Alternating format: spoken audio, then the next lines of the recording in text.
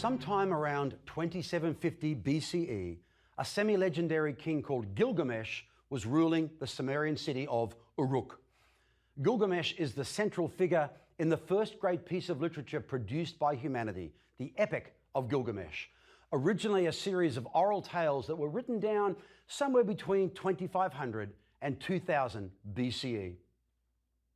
Listen to how the bards describe Gilgamesh in the opening stanzas of the epic. Supreme over other kings, lordly in appearance, he is the hero, born of Uruk, the goring wild bull. Gilgamesh is strong to perfection. Gilgamesh is awesome to perfection. It was he who opened the mountain passes, who dug wells on the flanks of the mountain. It was he who crossed the ocean, the vast seas to the rising sun, who explored the world's regions seeking life. Who can compare with him in kingliness? 2/3 of him is God, 1/3 of him is human. The great goddess Aruru designed the model for his body. She prepared his form, beautiful, handsomest of men, perfect.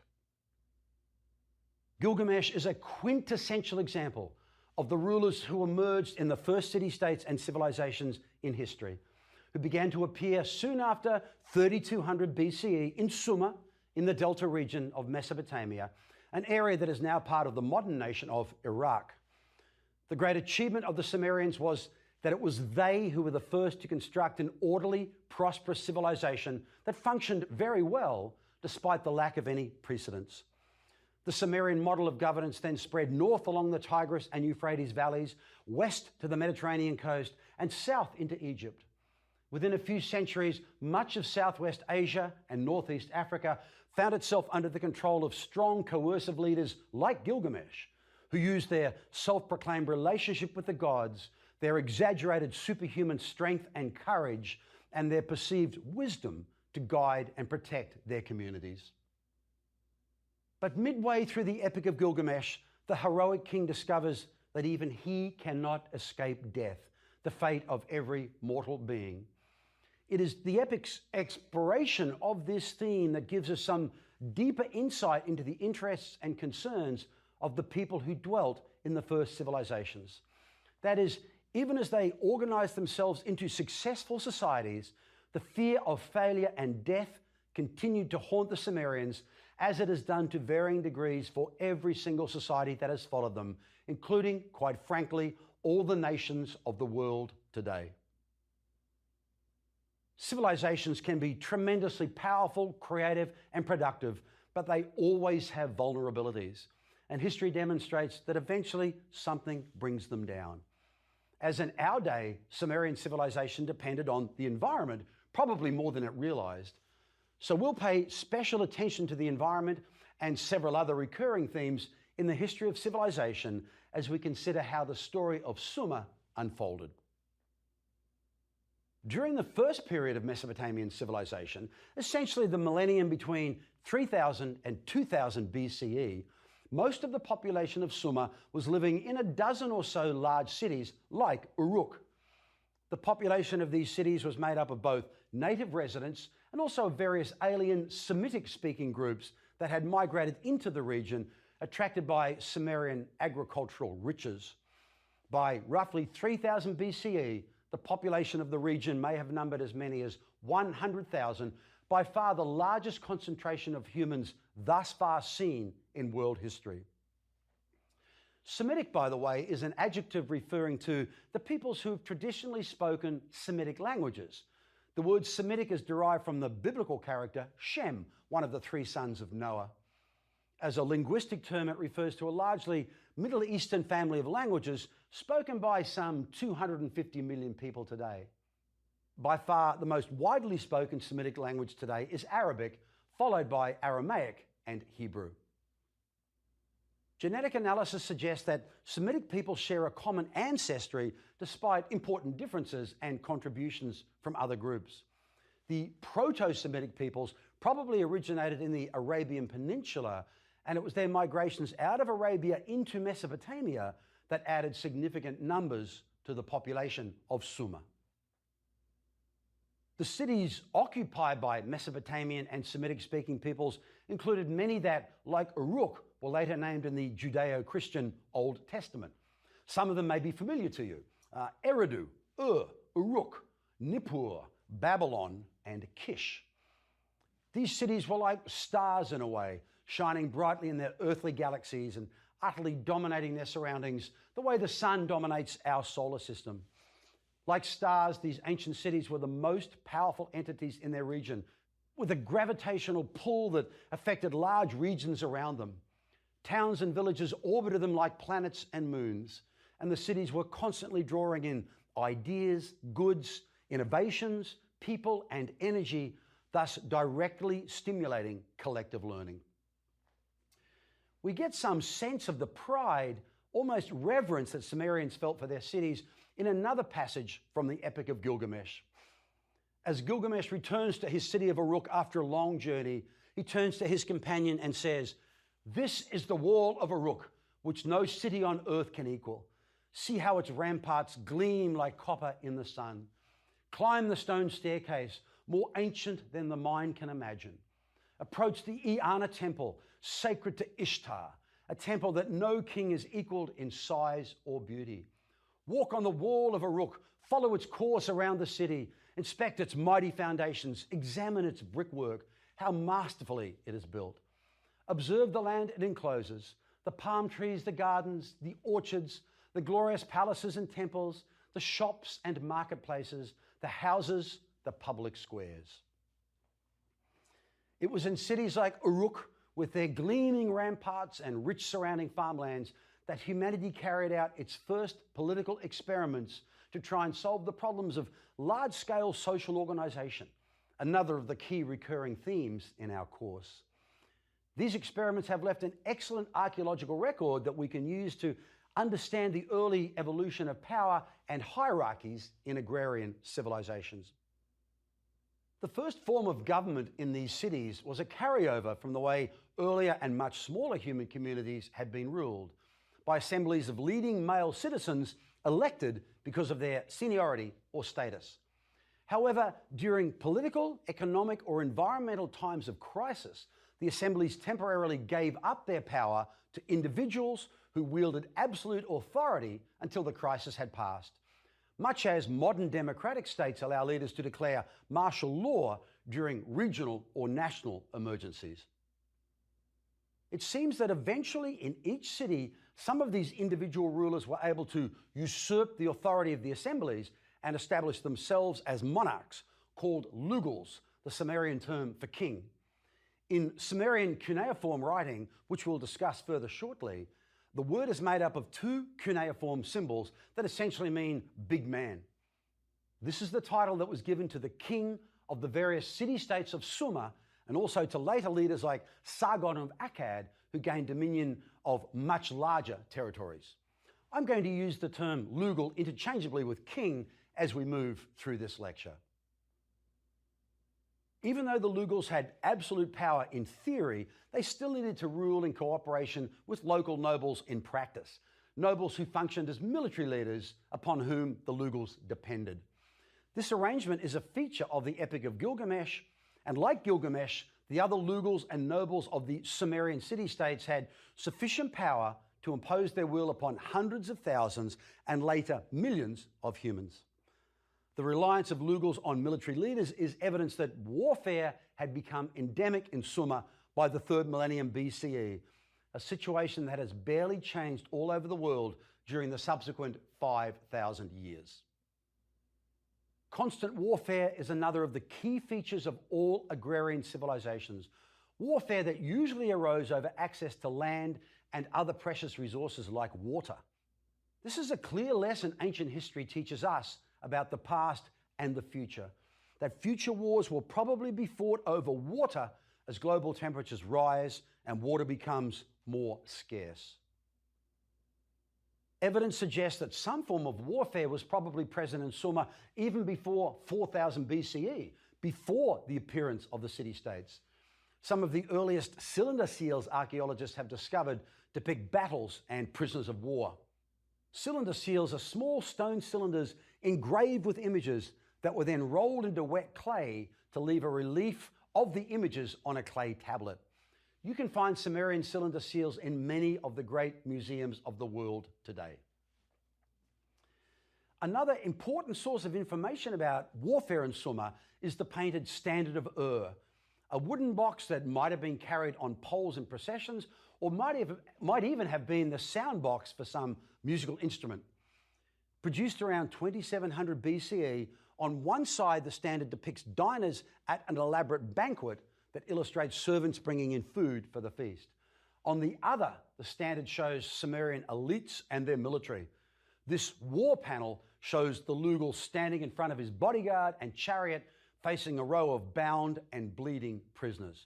Below him stands a group of soldiers equipped with metal helmets, metal weapons and uniforms, followed by a battle scene in which captives are being led away. The bottom panel shows a group of chariots complete with charioteers and warriors armed with spears or axes. The constant military conflict in the region evidently served as justification for Lugals and military leaders to increase their land holdings and domination of political life. These leaders then used their lucrative agricultural lands to finance the acquisition of military forces that could be deployed in support of the Lugal whenever necessary. At the beginning of the 3rd millennium, the Lugals ruled over their own individual city-states only. But by as early as 2800 BCE, we have evidence of attempts by the rulers of the city of Kish to use their militaries to extend their rule over other regional cities. Such attempts to create an empire came to a head during the reign of Sargon of Akkad, a city not far from Kish and Babylon, although it never has been discovered by archaeologists. Sources inform us that Sargon was of humble origins and was abandoned by his mother and placed in a reed basket on the river, a story that later resurfaced in the Old Testament in relation to the Hebrew leader Moses. Despite his humble birth, Sargon grew up to become a brilliant warrior and a talented administrator, beginning his career as first minister to the Lugal of Kish. But sometime around 2334 BCE, he overthrew the Lugal, created a crack professional army, and set out to conquer the other Sumerian city-states one by one, tearing down their walls in the first brutal campaigns of civilizational expansion in history. Eventually, Sargon had established the world's first empire, which meant, like so many conquerors that would follow, he now had to deal with the problem of how to rule it. Sargon decided that the most effective tool at his disposal were his own personal prestige and power, and of course the excellent army that he had built. So he spent much of his reign traveling from city to city with the army to reinforce his power through his physical presence. But maintaining a huge army was expensive, of course. So in addition to collecting vast amounts of tribute from his increasingly resentful subjects, he also monopolized all the high-value trade in the region, particularly in natural resources. This was an experiment in financing empire that later civilizations would turn to time and time again, paying for armies through collecting tribute and monopolizing the most valuable trade goods. Sargon was so successful that he and several generations of successors were able to maintain an empire that embraced almost all of Mesopotamia. The memory of his empire and of Sargon's methods of keeping it together would inspire numerous later conquerors to attempt to emulate his success and to act with similar hubris. Yet, in what would become another rule of history, an imposing, charismatic leader like Sargon is almost inevitably followed by rulers of lesser ability, and gradually the empire collapsed around 2150 BCE because of rebellion in the captive city-states and invasion by powerful nomadic peoples. Climate change might also have played a role here. Ever since the waning of the last ice age, Mesopotamia had become increasingly drier and warmer. Soil samples taken at an archaeological site called Tel Leilan in northeastern Syria provide evidence of increasing wind-blown dust and greatly reduced rainfall around 2250 BCE, suggesting that a devastating dry episode had occurred. The site was suddenly abandoned and was not reoccupied for 300 years. If this dry spell was felt widely throughout Sumer, it would undoubtedly have contributed to lower crop yields and social unrest in the city-states of the region. Archaeologists and historians have been able to construct an understanding of how Sumerian cities and other communities were organized socially during the 3rd millennium BCE. The existence of kings, military aristocracies, and assemblies of nobility all indicate that a clearly delineated and hierarchical social structure had emerged early in Sumerian history. The elite class consisted of powerful kings and a military, along with an increasingly influential group of priests associated with the great ziggurat temples that lay at the heart of all Sumerian cities. Both secular and religious elites owned huge tracts of land in the form of agricultural estates and workshops that were worked by both free and enslaved labor. Lower down in the social hierarchy were subsistence farmers, and at the bottom were slaves. These were war captives, criminals, or heavily indebted citizens who accounted for up to 50% of the population in some of these cities. We've already seen that women in agricultural societies were increasingly assigned to the role of child rearer and housekeeper, and that trend intensified in Sumerian society. Women were now largely confined to the home and denied any significant public role, and their daily work further devalued in status. Sumerian society was thus clearly patriarchal in nature, with public and private authority vested in the hands of men who controlled both their families and all facets of public life. And yet we know that some women were able to carve out other roles in the first cities, as scribes, priestesses, midwives, textile workers, and shopkeepers, and even very occasionally as advisors to kings and governments. But as we will see, in the millennium that followed, all Mesopotamian states progressively tightened their control over women through the codification of more rigidly patriarchal, secular, and religious laws, and by enforcing new social customs that spread throughout West and Central Asia. Here is another example of the continuing influence of Mesopotamia, or at least a norm first established there. In many regions of the world, these laws and customs, including those related to how women should dress and behave in public, are still regulating relations between men and women in the 21st century. Occupying a stratum somewhere between the elites and the farmers and slaves, a middle class also emerged during the early Mesopotamian period. The specialized labor and crafts became more important in the increasingly diverse economies of the region's city-states. It was in this atmosphere of intense craft specialization that Sumerian craftsmen made stunning advances in technology, advances that drove humanity over new thresholds of complexity. One example was bronze metallurgy, a discovery that some unknown metal workers made around 3000 BCE after alloying copper with tin. The invention of bronze had an immediate impact on military affairs, as swords, spears, axes, shields, and armor could now be made from this strong and durable alloy rather than from wood and stone.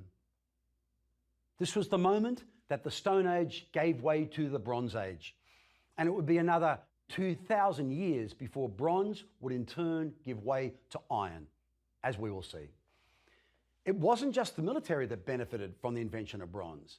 Mesopotamian farmers also began to use bronze tools and plows, which increased agricultural production and thus also human populations.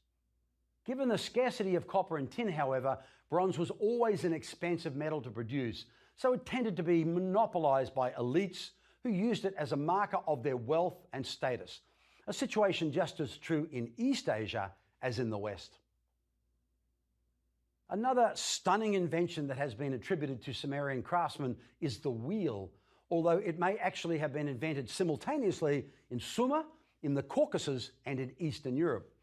In fact, the earliest securely dated example of a wheel is a depiction of a four-wheeled vehicle on a pot discovered in southern Poland, dated to around 3500 BCE. Did the wheel start out as a horizontal circular platform on which potters could throw their clay and spinning it with their feet create a range of useful items? We really don't know, but it is tempting to imagine some ancient Sumerian potter suddenly having a eureka moment about the various possibilities of tipping his wheel up to a vertical plane and connecting it to another of equal size. 500 years later, the archaeological record is full of wheeled carts carrying bulky goods like metal ores, bricks, and grains. The wheel had a dramatic impact on trade because it increased the volume of resources that could be hauled and made it easier to transport them over longer distances. The incredibly useful wheel and its various applications rapidly spread throughout Eurasia and became a standard means of overland transportation. Of course, living along the banks of two great rivers, it's not surprising that Sumerians also made great advances in shipbuilding. By around 3500 BCE, Sumerian boat builders had constructed ships that were capable of leaving the rivers and venturing out into the Persian Gulf, the body of ocean into which the Tigris and Euphrates rivers drain. As we will see again and again in the history of civilization, a great motivation for these bold journeys was trade. By 2500 BCE, Sumerian mariners were interacting with merchants of the Indus civilization in present-day Pakistan via the Persian Gulf and the Arabian Sea. The main Sumerian exports were woolen textiles, leather goods, and jewelry, and the key imports from the Indus were ivory, pearls, and spices. But Mesopotamian trade was not just confined to the Indus civilization. Correspondence from later periods describes lengthy donkey caravans that were traveling 1,000 miles in various directions across the deserts of Southwest Asia, carrying goods like silver, tin, and textiles. These maritime and land developments led to the emergence of an extensive trade network that had connected the Indus civilization, Mesopotamia, Egypt, and the Mediterranean into a thriving mercantile exchange system by the second millennium before the Common Era. Despite the extraordinary historical significance of bronze, the wheel, and maritime technology, perhaps the most important Sumerian invention of all was writing, which marks the crossing of another key threshold of complexity. The first writing appeared in Sumer around 3200 BCE, not as a way of expressing humanity's deepest beliefs and yearnings, but for purposes of accounting. It began as a simple pictorial system used to record animals, agricultural products, and trade goods that were donated or paid as tribute to temple and civic authorities. And yet, over the course of a few centuries, it blossomed into a sophisticated and flexible system capable of producing a literary masterpiece like the Epic of Gilgamesh, and a tool for collective learning that has made possible most of the subsequent achievements of civilization. Early written symbols were produced by scribes who used a stylus made from a reed. They pushed the tip of the stylus into wet clay to make symbols, and because of the shape of the stylus point, the marks were wedge-shaped. The writing system has been known ever since as the cuneiform system, from two Latin words meaning wedge-shaped. The clay tablets were later baked in an oven or in the sun to leave a permanent record of transactions, thousands of which have been preserved to the present day.